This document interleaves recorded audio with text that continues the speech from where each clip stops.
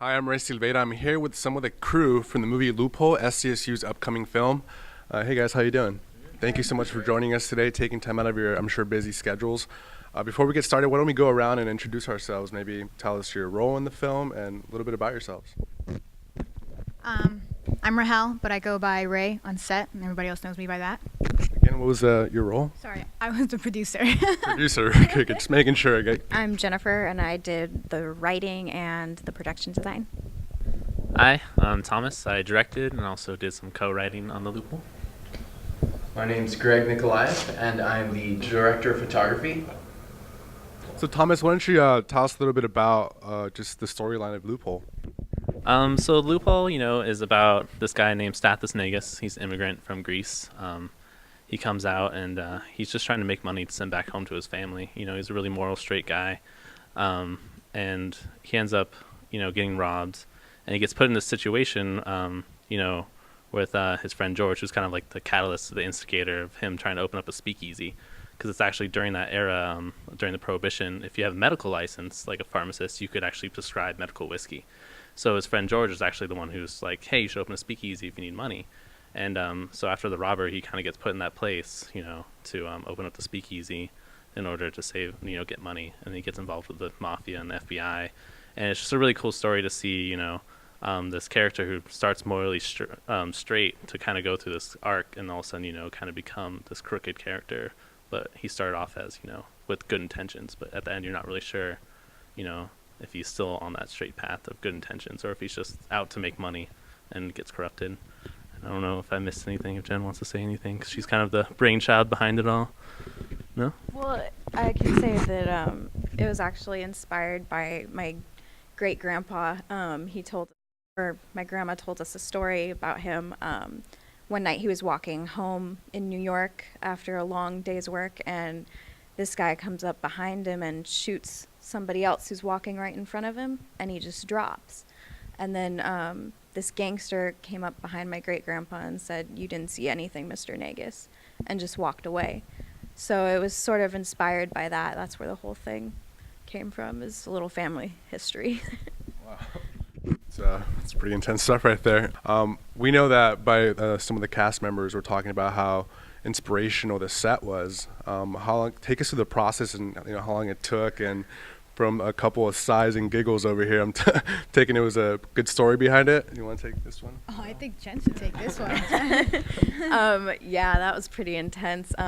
Basically, this was my last project here at San Diego State, so I wanted to go all out and make it the best I possibly could. Basically, we had, 10 days of shooting total, and yeah, and 11 and 6 locations that I had to dress on top of doing costume and hair and makeup while trying to figure out all the props and design and everything. And classes, yeah. Yeah, it was pretty intense, but it was well worth it, and I learned a lot throughout the way, so that was good. Actually, I'd like to know a little bit about the process of, co-writing. Like, how did you write a couple pages? You kind of proofread it back and forth. How did that process work between you two?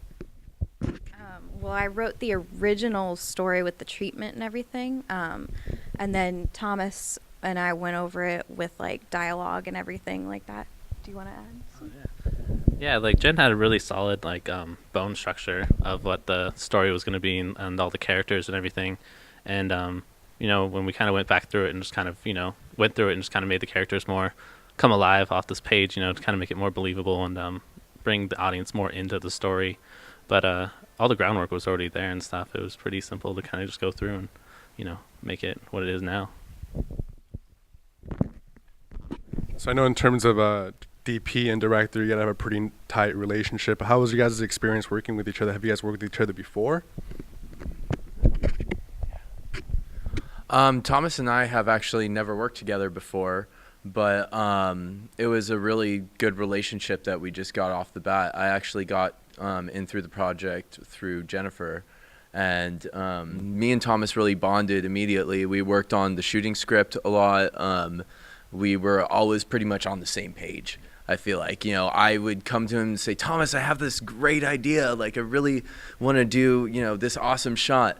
And he's like, that's exactly what I was thinking, you know? So we just kind of were on the same wavelength. So it was a lot of fun working with Thomas, working with the entire crew, working with Jen as a production designer.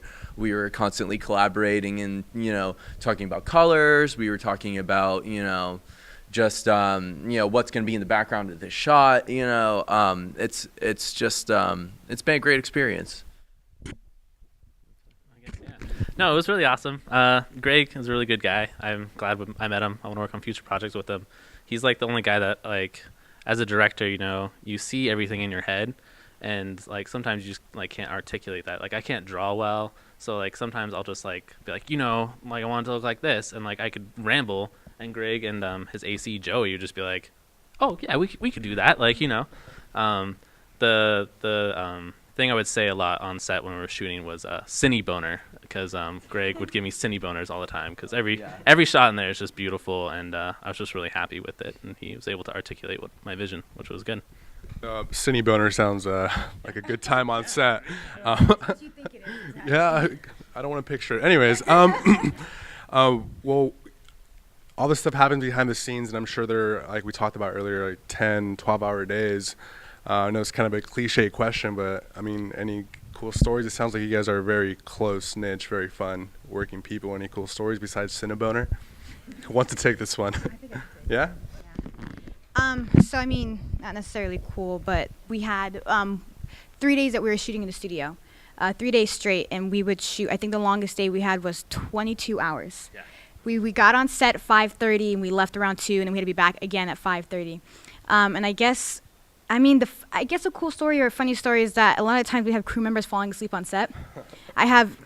I'm sneaky. I take tons of pictures while they're sleeping. I'm going to make a collage later. I have pictures of this guy sleeping, I have pictures of this guy sleeping.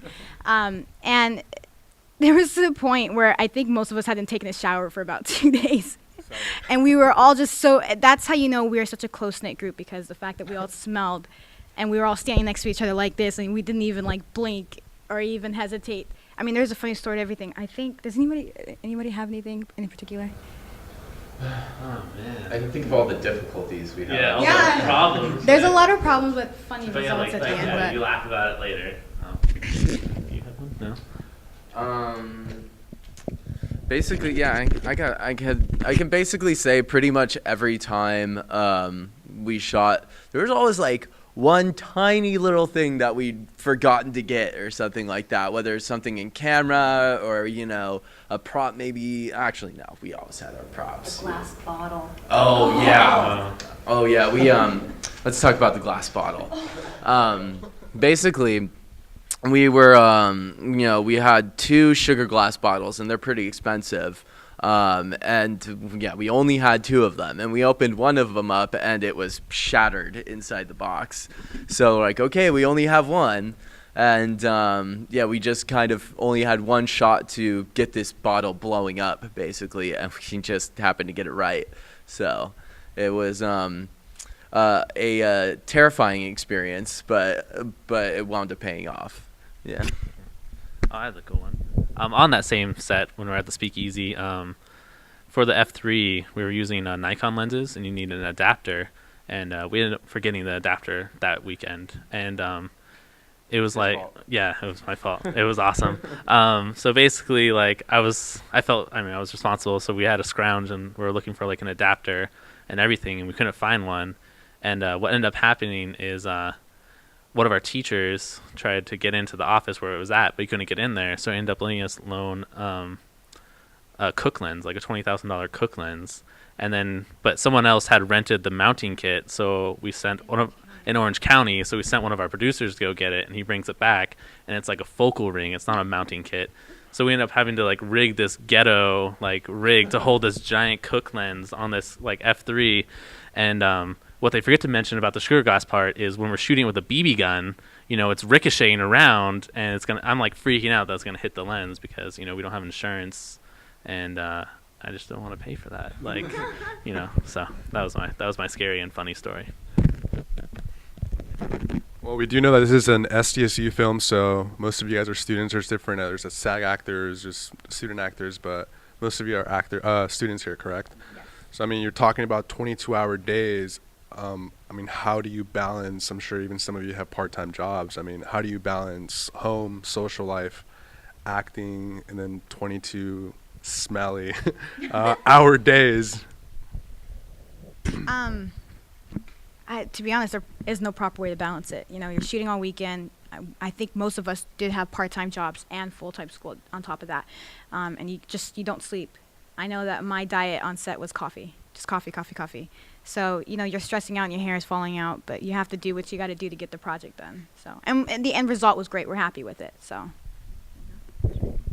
Basically, I have to say you have no social life. This is your social life, but we love it, and that's what we enjoyed doing. So it's not really like we're missing too much, you know. It's just a lot of fun. Yeah. Yeah. Actually, this was my last film here. I graduated in December. So, but like as it being my last semester, and the semester before that, basically last year here, I've been taking all production classes and working 3 jobs because I paid my way through school here. But yeah, like you don't have a social life, but it's like Jen said, when you like love doing what you know come to school to do, it's kind of like that is your fun time. Like even though it's like 22 hours and you're tired, you know, and cranky because your actors aren't getting certain words right, you know, or things like that, you know, you just push through it, you know, you keep the energy up and you have fun because, you know, at the end of the day, you're doing what you love and that's all you can ask for in life. Yeah, I really just have to reiterate that this is our passion and this is just what we love to do.